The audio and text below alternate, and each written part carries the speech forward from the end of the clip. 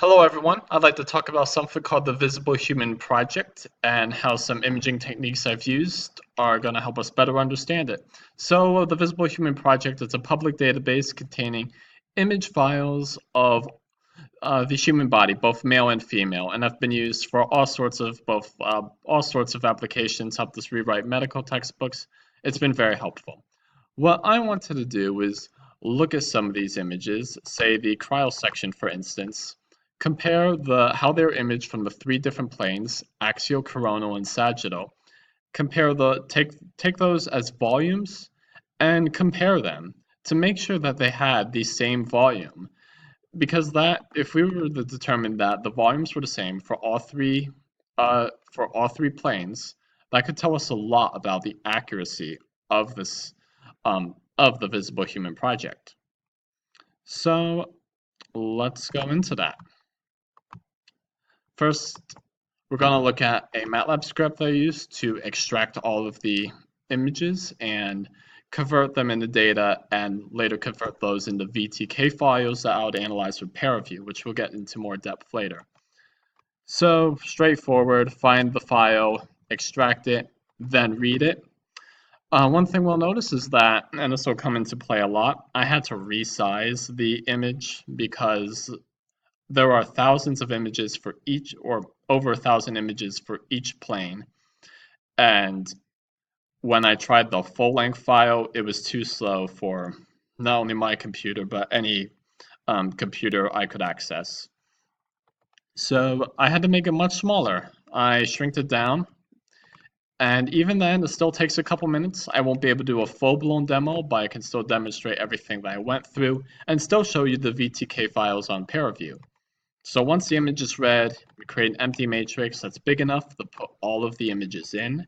That's why I use zero size.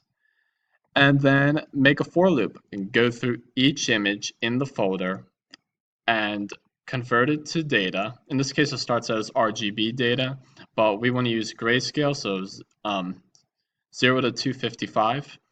And then that way that will be useful data we can analyze for our function write VTK volume, which takes the information to be given and turns it into a volume file.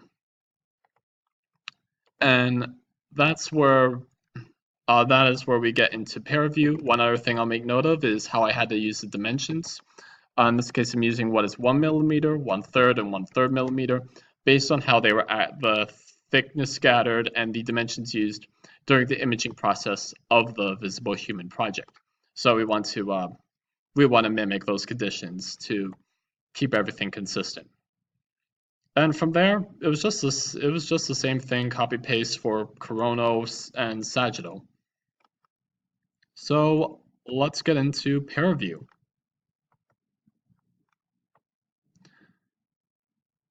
This is Paraview.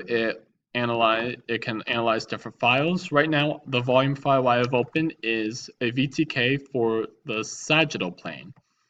And this plane, this is where I took all of my measurements, because to get the volume, I would just measure from the X, Y, and Z axis. I go to Sources, go to Ruler, Properties. To keep it easy, start out with the origin. Say I wanted to measure the Y. Z is 0, X is 0, and then that sets me at the Y. I go up, stretch out the arrow until I hit the corner. I mainly eyeballed it. That's the best way to do it, really. And get myself back to the Y-axis. And then apply to measure it. So let's get that other one out of the way. There we are. That's my measurement. I then proceeded to do this 3 times for each, not only for each plane, and not only for the 3 different dimensions, X, Y, Z, but also 3 times for repeatability, so that I could, have more trials. And then when I took the averages and compared them, I used paired 2 sample t-tests to compare the different populations, axial, coronal, and sagittal, and found that almost all of the results were below my p-value.